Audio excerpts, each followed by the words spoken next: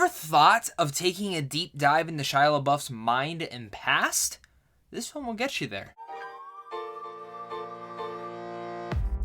What's going on, everyone? Welcome to a brand new movie review. Today I'm going to be discussing Honey Boy, the third film that I got to see at the Scottsdale International Film Festival here in Arizona. And man, I've been really much looking forward to this after I heard about the standing ovation here at Sundance Festival back in January. This has been a long ride, a long wait for this movie, and it's finally here. Before I get any further into this review, guys, make sure to hit that like and subscribe button so we can talk tons of movies over here on a daily basis. Plus, make sure to comment down below and let me know what your guys' thoughts are. Are you guys excited for Honey Boy? Are you not? Have you guys seen it already? Let's discuss it. Honey Boy is a semi-autobiography story that Shia LaBeouf wrote. It's about a young actor's stormy childhood in his early adult years as he struggles to reconcile with his father and deal with his mental health. Like I said, this is a semi-autobiography story that Shia LaBeouf wrote. It is about him growing up and his relationship with his father. And that's why I said that this film really felt like I was taking a deep dive into a look of Shia LaBeouf's past life and in general who he is and why he is who he is, which is not an issue. I think Shia LaBeouf's one of the best actors working today. Peanut Butter Falcon, he was incredible in. American Honey, he was incredible in. The last couple of years, he has had a excellent lineup of films, and Honey Boy, you can look no further than this. He also actually plays his own father in this film, which maybe is a little bit of a therapy situation here. It's a little bit meta in that whole part, but I don't mind that. That's where I'm here to say is that Honey Boy is in fact a really good movie, to even a great movie. But the thing about this movie is that it doesn't focus on the typical things that you think it would focus on. The thing that it focuses on, and it's very focused in on, which major claim again to the script and the direction on that, it's the relationship. It's that relationship between the father and a son that I think for some people it will hit them extremely hard, and for others it might not be drifting away into that part. But one of the strongest things that factors into all of this is those performances, and Shia LaBeouf is incredible in here, playing his own father, James Lort, which is the alias for the name, of course. He is incredible in here. And even though it does feel a little bit meta, the thing is, when he comes on screen, you don't see Shia LaBeouf. You see that character. You see Otis's father. And it was something kind of unique in that factor.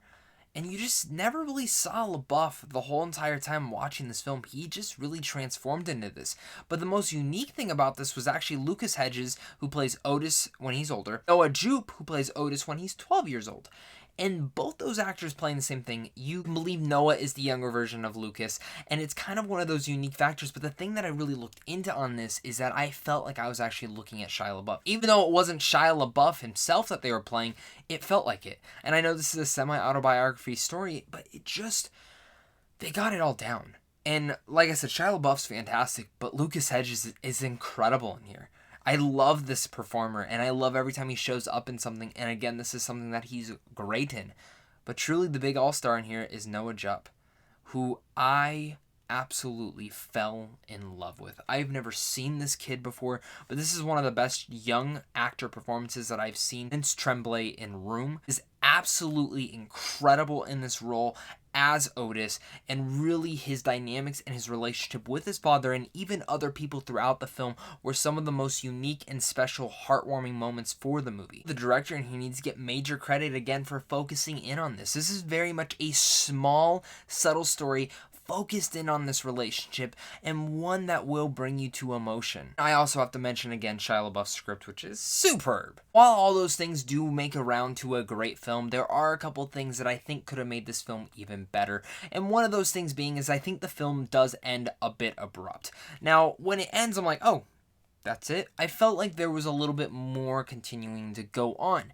But the thing that I actually appreciate about this ending, and while I had issues with it, the thing I kind of appreciate about it is that's just kind of how life is. Sometimes it's just abrupt. And while it was looking into a certain aspect of Otis's life, I felt like there was a little bit more of a story to be told there, and I wish they kind of just went a little bit further in on it. Even by the end of the movie, I was sitting there going, man, I was really locked in, and I wanted to see a little bit more of this relationship established. And one of the best things about it is it doesn't feel predictable for where the story's going. It feels like it's really passionate and it just feels like passion is oozing out of this film. Before I give you guys my final thoughts on Honey Boy, make sure to comment down below and let me know what your guys' thoughts are. Did you guys like it? Did you not? Have you seen it yet? Let's discuss it down below in the comments, guys. And of course, make sure again to hit that like and subscribe button. Check out Samsung Films as well down below on how to see films early. And of course, a big thank you to you for clicking on this video, and a thank you to all my Patreon supporters, because without you, I wouldn't be able to do this. Oh, Honey Boy, what would I do without you? What a great little film. Directed by Alma, who does a wonderful job with Shia's script.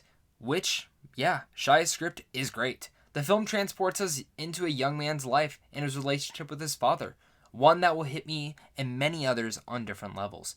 And that relationship aspect is the most focused in on part of it. It's beautiful. It's touching. It's hard to watch. The most important thing about this is it transports us to understand a little bit more about Shia LaBeouf. And while this might be a little bit of rehab for him, maybe in a sense kind of helping him develop his feelings for his father, just like how Otis is doing the same thing in this film, I have a feeling this is going to touch many other people who have gone through the same situations that Shia LaBeouf has gone through. And I really much appreciate a lot of what this film has to do, how it has to say stuff, and what it's going to do for future people. This, by no means, is a perfect film. It's a really great film, and if you're interested in it, definitely go see it. It got that standing ovation, and I can see why. While I think that it is a little bit slow at times, and I think the ending is a little bit too abrupt, I was still locked in for the whole entire time, and I'm really curious to hear your guys' thoughts on Honey Boy. So with all that said, I'm going to give Honey Boy a B+. Let me know what your guys' thoughts are on Honey Boy. Did you guys like it? Did you hate it? Let's discuss it down below in the comments, guys. Thank you guys again so much for clicking on this video, and while you're here, why not comment down below and let me know what your favorite Shia LaBeouf film is down there. Thank you guys again so much for watching this. Support your local indies, and I'll make sure to catch you at the movies soon. So until next time, stay classy.